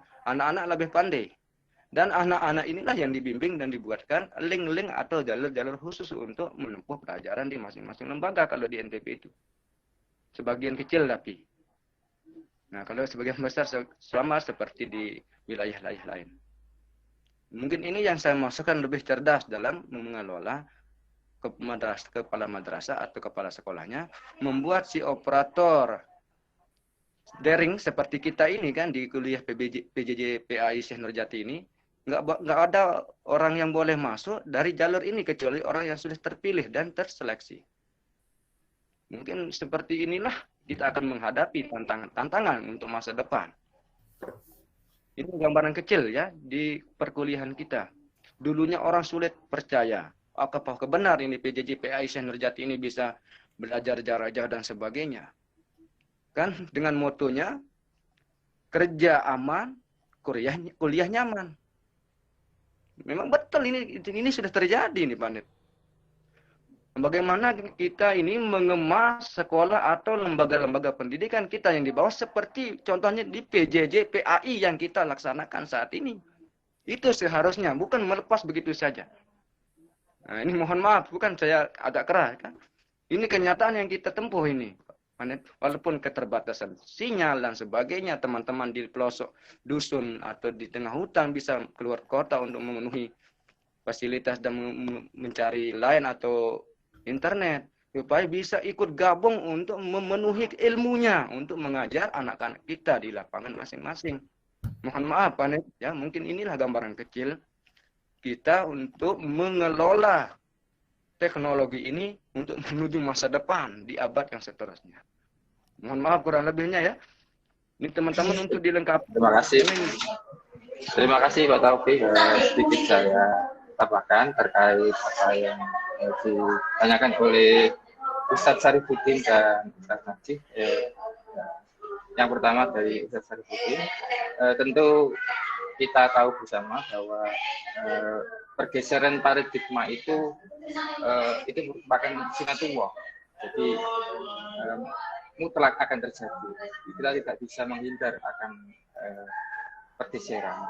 Namun termasuk di pendidikan juga akan mengalami paradigma pergeseran seperti itu. Dan bagaimana kita menyikapi terutama efek negatif ya, seperti itu ya. Jadi tentu kita tahu bahwa teknologi itu membawa sekian banyak manfaat di satu sisi, di sisi yang lain membawa begitu juga efek negatif yang begitu besar. Namun kita sebagai pendidik ya, ada banyak hal yang bisa kita lakukan. Yang pertama, terus melakukan pendampingan kepada peserta didik kita atau siswa kita. Mohon maaf ya, ramai. Memang guru-guru saya di tempat saya itu muda-muda. Mohon maaf kami. Itu yang pertama, terus melakukan pendampingan. selama di sekolah maupun sedang di rumah. Langkah yang kedua yang bisa kita lakukan sebagai tenaga pendidik yaitu melakukan digital parenting. Digital parenting artinya memberikan edukasi kepada para wali murid jika sang peserta didik ini berada di rumah. Kita sudah membina susah-susah di sekolah. Ketika di rumah dijarnoai, dibiarkan saja sama orang tua. Tentu itu akan satu pihak. Maka dari itu kita mengadakan digital parenting kepada orang tua. Bagaimana cara mendidik anak itu memanfaatkan kemajuan teknologi HP ini untuk kebaikan dan lain sebagainya. Supaya apa yang kita ajarkan di sekolah dan di rumah itu nyambung. Seperti itu. Jadi tidak sia-sia, tidak satu arah. Jadi saling bersinergi, berintegrasi kata Pak Wira, seperti itu. Berintegrasi antara wali murid, antara guru, antara sekolah, itu saling berintegrasi, bekerja sama dalam rangka mensukseskan pembelajaran di era digital ini. Yang ketiga, tentunya terkait apa yang ditanyakan Pak Najis juga tadi itu, untuk bagaimana kita bisa mengontrol langsung terhadap siswa itu buka apa di HP-nya dan lain sebagainya. Itu bisa diakali ya dengan menggunakan teknologi mikrotik gitu ya. Mikrotik itu bisa. Anak ini buka anak ini buka situs apa, itu bisa diketahui dan bisa diblok-blok dan lain sebagainya. Tentunya dengan di satu jaringan yang sama seperti itu. Itu sedikit saja gambaran. Tapi di luar itu masih banyak lagi cara-cara yang bisa kita tempuh. Tentunya bukan itu saja, namun hanya untuk bersifat membantu. Yang terpenting itu saling terintegrasi dari siswa, dari wali murid, dari lembaga, dari masyarakat sekitar dan lain sebagainya. Itu terjadi ekosistem yang saling menguntungkan seperti itu. Jadi tantangan pasti ada, peluang pasti juga ada, kelebihan dan kekurangan juga pasti ada. Itu sudah sunatullah. Tinggal kita mau berusaha meminimalisir dan memperbaiki untuk menjadi yang lebih baik seperti itu. Terima kasih. Mungkin ada lagi. Bukan ekosistem ya, bukan ekosistem ya, tapi mungkin simbiosis mutualism. Iya Pak. Iya Pak. Dalam ekosistem ada simbiosis mutualism. Nah, tapi semua bagus dari pendapat. Saya cuma mau kita mencermati hal yang lebih prinsip ya, lebih prinsip. Pertama, kita ini kan makhluk sosial. Jadi jangan kehadiran teknologi itu, HP misalnya. Teman-teman misalnya, oh rindu alumni SMP, yuk kita ketemu yuk. Di WA itu kan, di WA. Ya ketemu di mana? Udah sepakat ketemu restoran ini gitu. Kemarin saya ketemu teman di satu restoran di Jakarta ya, namanya Ayam Panggang Situ Pintung. Udah ketemu di sana kita 13 orang. Saya memang nggak aktifkan HP saya tutup, saya ngobrol gini. Tapi itu hanya berlangsung beberapa saat. Tapi akhirnya sibuk lagi dengan HP masing-masing. Nah ini kan, jadi yang disepakati kita kan harusnya kan gathering itu ya bergandengan tangan yang tadi live together. Ini jangan sampai hilang gara-gara teknologi. Dimana kita saat tidak kopi darat di medsos, kita mau ketemu, udah ketemu malah sibuk. Nah, ya gatheringnya nggak tercapai, ya kan? Jadi itu yang pertama. Yang kedua, jangan status kita justru harusnya citizen itu ya itu tatap muka, berhadapan, bersalaman apa. Itu jadi netizen. Nah, ini yang berbahaya. Jadi statusnya citizen makhluk vivals, makhluk sosial tadi, individu, jadi malah jadi netizen. Nah, ini yang bahaya sebetulnya dari HP tadi gitu. Kalau soal yang tadi Pak Hanif Hidayat sudah kasih solusi ya itu bisa gampang lah itu ya. Supaya anak-anak tidak banyak main game, ya main game boleh aja terukur gitu ya. supaya dia terbaca apa yang dia gunakan, situs porno kan bisa dilacak, bisa semua kan. Tapi yang paling bahaya itu yang tadi jangan sampai status kita citizen jadi netizen, ya. Harusnya kita gathering jadi personal, ya. Jadi tidak ya, masing-masing individu, padahal kita janjinya mau bergandengan tangan, mau makhluk gathering tadi kan.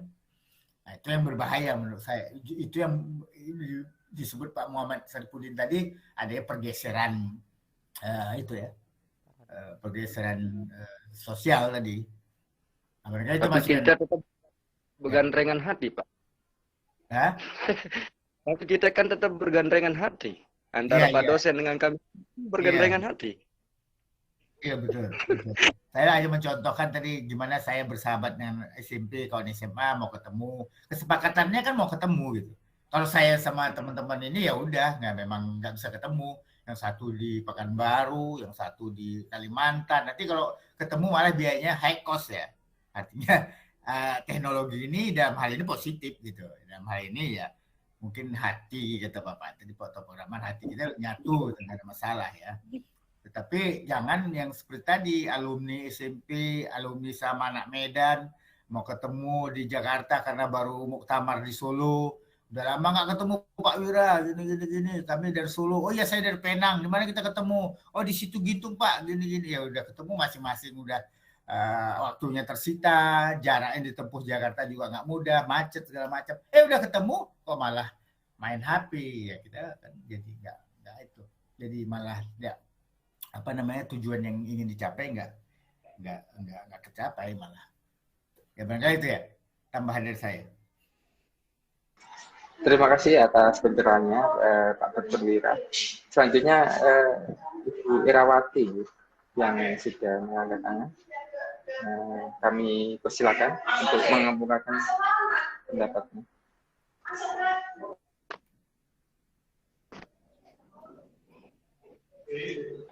Bu Irawati, monggo, silakan.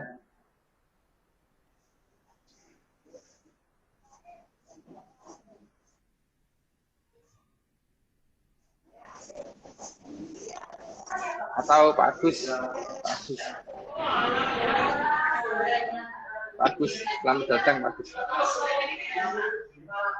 Pak Agus mungkin mau menyimpulkan makalahnya? Kan kita belum dengar ya apa kesimpulan makalahnya. Mari simpulkan Pak, supaya finish. Karena waktunya udah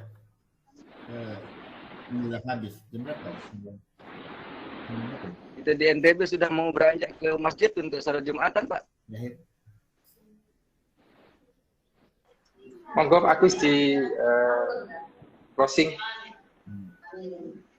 Ya, bisa 10 menit lagi waktunya kita tutup. Silakan, apa yang mau disampaikan?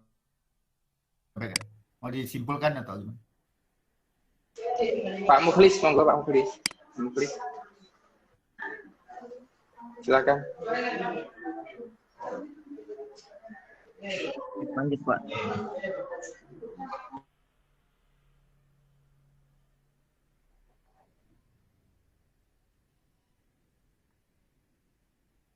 Oke, terima kasih kalau kiranya sudah cukup.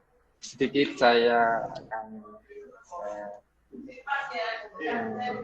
konklusi akan dibacakan oleh Matulan ya. Bu Cynthia gimana?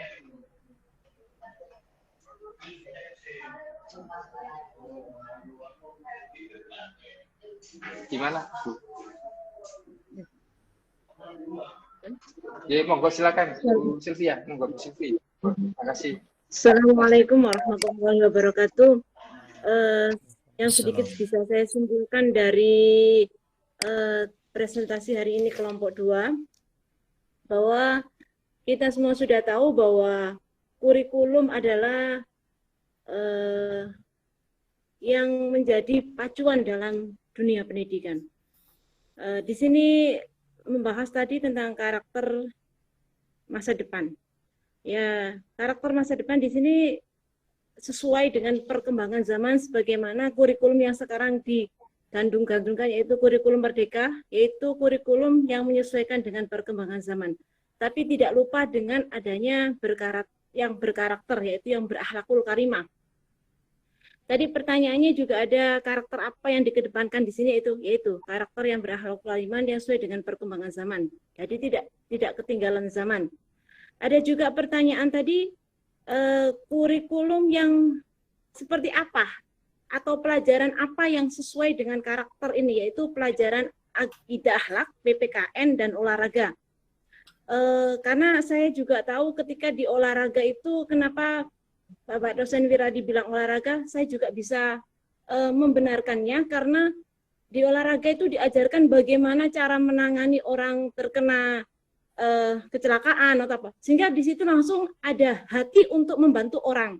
Kalau orang tidak mengerti kan, iki diapakan kan nggak ngerti. Kalau di olahraga kan jadi langsung tahu. Nah, di situ ada karakter untuk menolong orang. Gitu. Ada pertanyaan juga, mandiri yang dimaksudkan apa di sini? Yaitu mandiri tentang segala hal, kata Pak Hanif tadi, yaitu yang tentang kesesuaian, tentang kelembagaan, administrasi. Nah, ada pertanyaan lagi tadi, bagaimana treatment dalam mandiri ini? Yaitu kata Pak Hanif tadi juga, setiap sekolah berbeda-beda. Dan landasan psikologisnya gimana? Ada pertanyaan juga. Tadi juga dijelaskan Pak Wira. Bu Nur Ilma, saya potong dulu ya. Iya ya. Ibu tadi kena mencontohkan olahraga, cedera. Jadi cedera itu kan case, kasus ya. Case ya, kasus. Jadi kalau pesan itu harus tersampaikan, kita artinya mendoakan banyak ada yang cedera gitu. Jadi yang contoh yang paling representatif begini Bu Nur Ilma. Di dalam olahraga, misalnya ya, sepak bola lah, itu kan diajar bagaimana teamwork ya, kerjasama ya, teamwork. Itu rule of the game, mentaati peraturan, nggak boleh nendang orang, nggak boleh kan itu kan juga, atau yang Ibu katakan tadi nolong. Jadi ada yang terjatuh, ada yang tersenggol, kan diangkatnya, ditariknya, dibantunya untuk berdiri. Nah, itu kan nolong. Udah, itu artinya kesempatan itu lebih besar ada pada pertandingan-pertandingan olahraga itu gitu. Taat hukum, taat ajas, taat aturan, nggak boleh ini, nggak boleh itu. Kan semuanya itu kan tata krama itu ada di dalam bola kaki itu peraturannya gitu. Itu Bu ya. Jadi bukan karena kecelakaannya. Kalau kecelakaannya bahaya, berarti kita berharap kecelakaan terus. Bukan itu ya. Oke, bisa Bu. Ilma. Ya Bu Ilma, udah. Ya Pak, terima kasih atas masukannya. Maksud saya jiwa menolongnya itu lebih besar orang olahraga daripada seperti saya gitu Pak. Maksudnya itu kayak saya misalnya kalau ada orang gimana kan saya diem aja karena saya nggak paham ilmunya gitu maksudnya. Lanjutnya Pak Wira juga tadi bilang bahwa Ki Hajar Dewantara sudah memberikan gambaran bagaimana pendidikan di Indonesia. Ini termasuk landasan bagi kita untuk membuat kurikulum, yaitu menanamkan yang ada di kepala, di hati, dan tangan, bagaimana proses dalam pengajarannya itu. Nah, mungkin cukup saya di sini. Oh iya, yang terakhir tadi tentang gadget atau internet.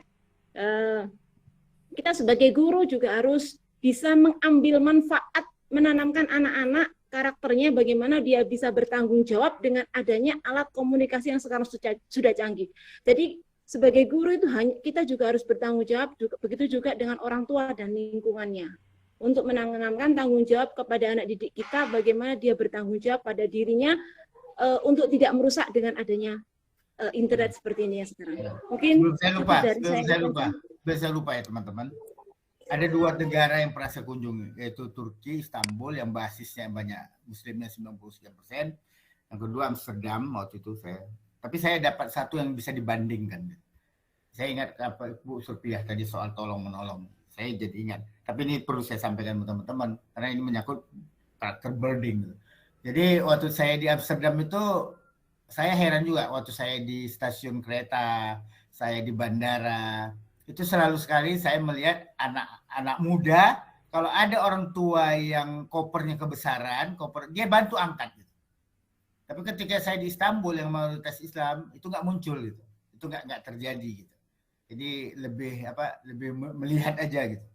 Nah, jadi saya pikir ini menyangkut bukan soal Islam non Islam, tapi karakter ya, mungkin karakter menolong itu sampai-sampai karena saya memang nggak bisa masuk ke sekolah-sekolahnya, saya nggak tahu apa itu bagian dari kurikulum yang harus tadi itu apa namanya educate to hand tadi, tangan ya, menggunakan bantuan, atau memang itu menjadi yang Pak Hanif tadi bilang, diberikan doktrin, diberikan di pikiran, tapi dilatih lagi habit, jadi menjadi habit. Nah, jadi waktu saya mau mengangkat koper, dia lihat rambut saya putih karena koper saya besar, dia bantu anak muda ini. Nah, tapi waktu di Istanbul saya nggak ketemu gitu. Itu misalnya. Nah, ini penting saya sampaikan bahwa artinya kalau di Indonesia gimana teman-teman yang tahu. Nah, kalau itu belum tercapai, artinya educate to hand-nya belum tercapai. Itu Bu Anies, Pak Hidayat, Pak Taufik Rahman cuma ngomong doang, ngomong doang, tapi anak-anaknya nggak punya educate to hand. Ya barangkali itu sebelum saya lupa. Iya. Mudah-mudahan kita bisa, Pak. Kita akan usaha rasanya. Kan jadi what's wrong ya, jadi ada kemengapaannya, jadi ada pikiran selaku dosen saya, kenapa ya di Istanbul itu nggak muncul anak-anak muda yang nggak empati ya, kalau kita bilang empati, tapi kenapa di negara yang non Islam justru mereka empati gitu, melihat orang tua yang ngangkat koper besar dia bantu, segera dia didatangi itu, nggak dibiarin gitu. Nah, kan what's wrong, ada apa dengan pendidikan kita? Ya, jangan nanti yang disalahkan itu Pak Wira, Pak Taufik Rahman, Pak Hanif Hidayah, Bu Anies, Bu Tuti. Bu Tuti mana ya? Nggak nampak saya mukanya. Wah, masih ada ikan, Pak. Bu Tuti pakai seragam kuning, dia Golkar. Saya makan ikan, Pak. Golkar itu Pak, Golkar. Saya makan ikan tapi nggak ngirim-ngirim saya. Saya sindir juga. Saya dikirim ikan dari Madura. Iya Pak. Wah, manggis bawa ke depan, bagi-bagi dong Bu Anies. Itu Pak Hidayat, saya serahkan ke moderator lagi. Terima kasih untuk semuanya, dari yang terhormat Pak Dosen Wira dan teman-teman mahasiswa kelompok 1 dan kelompok 2 seluruhnya. Mungkin sudah dikira cukup ya dari sekian banyak yang sudah kita bahas. Masukannya dicatat ya, masukannya dicatat, nanti dalam merevisi makalahnya direvisi. Yang mana yang perlu, siap. yang mana. Siap Ustadz, siap.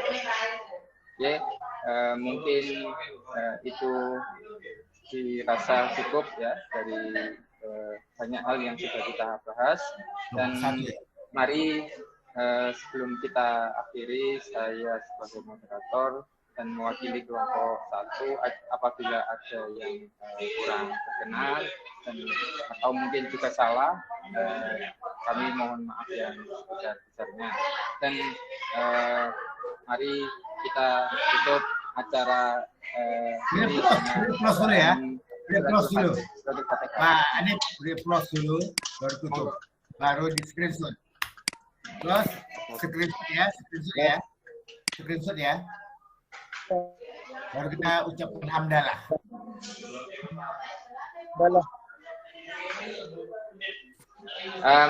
Mari kita tutup acara pada pagi hari ini dengan ucapan alhamdulillah. Mari kita beri aplaus ke kelompok 1 ya. Kelompok 1.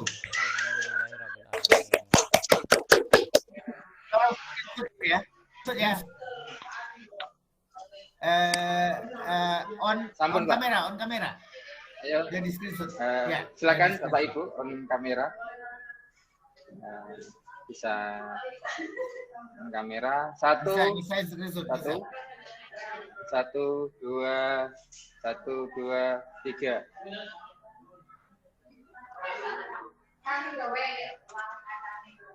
Mungkin sekali lagi. Ya, cukup ya.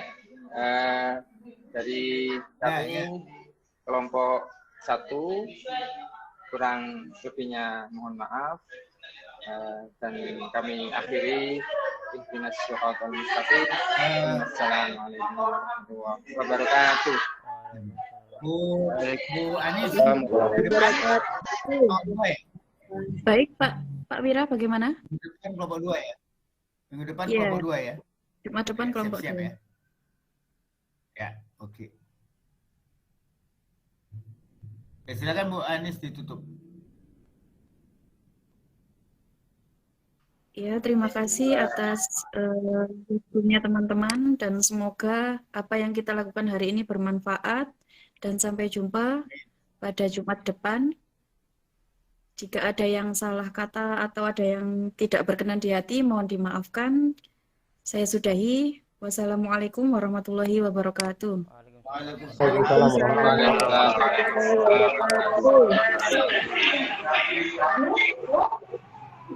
wabarakatuh.